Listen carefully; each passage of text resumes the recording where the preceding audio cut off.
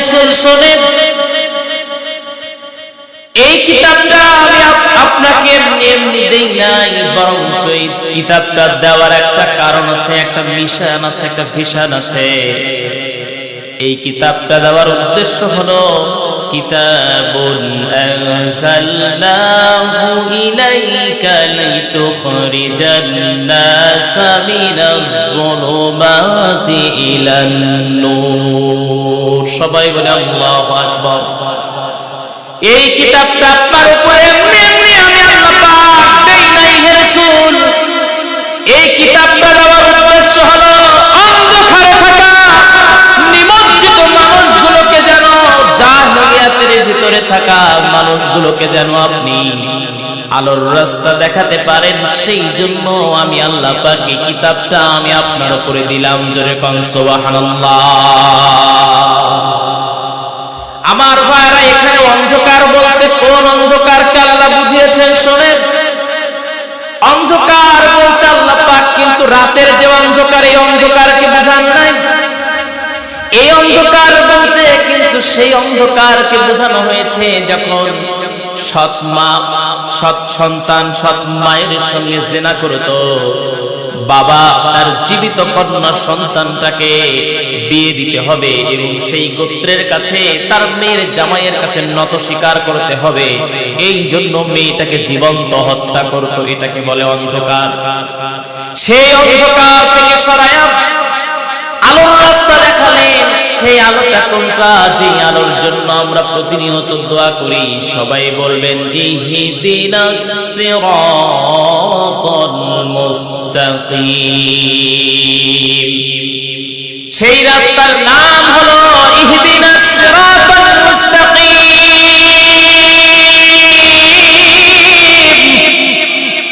আমার ভাইরা, আমার বন্ধুগণ, বুঝেন, সেই অন্ধকারে থাকা মানুষগুলোকে আলোর রাস্তা আল্লাহর নবী কিতাব দিয়ে দেখালেন। এখন সবাই বলেন, দিন যত সামনে অগ্রসর হচ্ছে তত আমরা এই কোরআন থেকে কাছে নাকি দূরে? সবাই বলেন।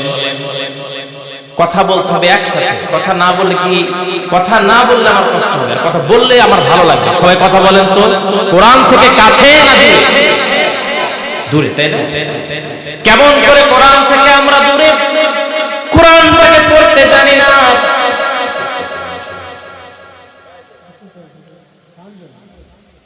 এই কোরআন থেকে আমরা সবাই দূরে, সেটা হলো কোরআন তো পড়তে জানি না, কোরআনটা আবার কি বলেছে সেটাও আমরা বুঝি না। যেমন আমি আপনাদের একটু বোঝানোর জন্য বলছি, শোনেন। মেয়েদের জন্য আল্লাহ পাক বলছেন ওয়াকরনা ফি বুয়ুতিকুন্না ওয়ালা তাবাররাজনা তাবাররুজাল জাহিলিয়াতিল উলা। সবাই বলে আল্লাহু আকবার। আল্লাহ পাক বলছেন তোমরা জাহেলি যুগের নারীদের মতো অর্ধ উলঙ্গ হয়ে টাইট ফিটিং জামা পরে রং ঢং করে রাস্তায় কখনো তোমরা হাঁটবা না। এই আদেশটা কার? সবাই বলেন কার? আমি বলেছি গতকালকে, তার আগের দিন আমার প্রোগ্রাম ছিল সিলেটে এবং গতকালকে আমি বাসায় ফিরেছি। আজকে সকালে বাসায় ফিরেছি। সিলেটে আমি যখন জাফলংয়ে ঘুরতে গেলাম, ভাবলাম সুযোগ তেমনি এমনি হয় না, যেহেতু সুযোগ হয়েছে একদম কাছে, খুব মনোরম দৃশ্যের একটা জায়গা জাফলং, সেই জায়গায় যাই।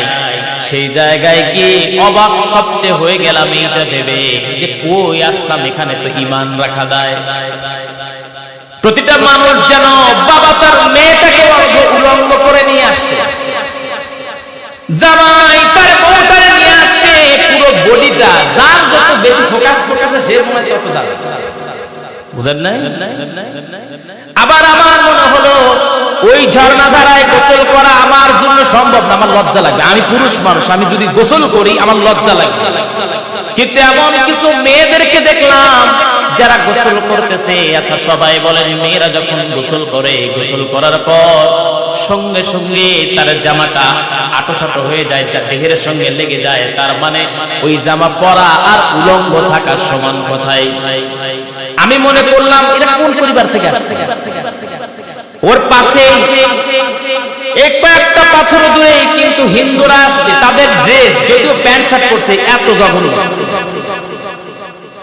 তার মানে ইসলাম থেকে আপনি আপনার সন্তানটারে, আপনার মেয়েটারে দূরে রেখে দিয়েছেন। মুসলমানেরা কোরআন থেকে দূরে, এই জন্য আজকে এই পরিস্থিতি হয়ে গেল। যদি সন্তানটাকে কোরআন শিখাতেন, সন্তানটাকে যদি হাদিস শিখাতেন, যদি নবীজির ওই উক্তিটা শোনাতেন। নবীজি একদিন ফাতেমা নবীজির কাছে আসলেন আর ডেকে বলছে, বাবা শুনেন, আমি একটু বান্ধবীর বাড়িতে যেতে চাচ্ছি। আল্লাহর নবী মনটা ছোট করে বললেন, ফাতেমা এত সুন্দর করে সাজুগুজু করেছো, শোনো দুনিয়ার সাজটা যদি বেশি হয়ে যায়, আখিরাতের সাজ থেকে কিন্তু আল্লাহ পাক তোমাকে বঞ্চিত করবেন।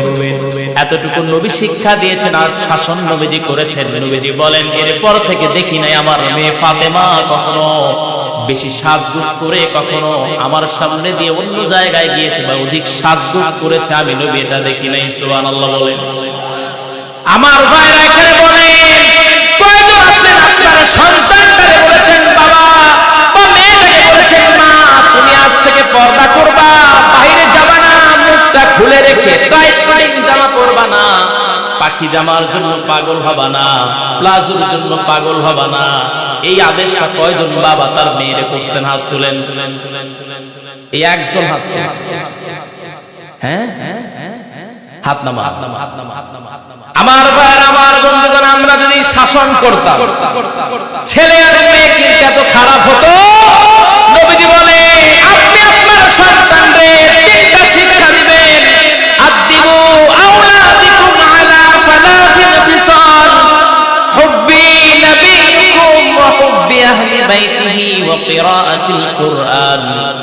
নবীজি বলেন, তুমি তোমার সন্তানকে তিনটা শিক্ষা দিবা। এক নাম্বার শিক্ষা দিবা হুব্বি নবিয়িকুম, নবীদের ভালোবাসা শিক্ষা দিবা।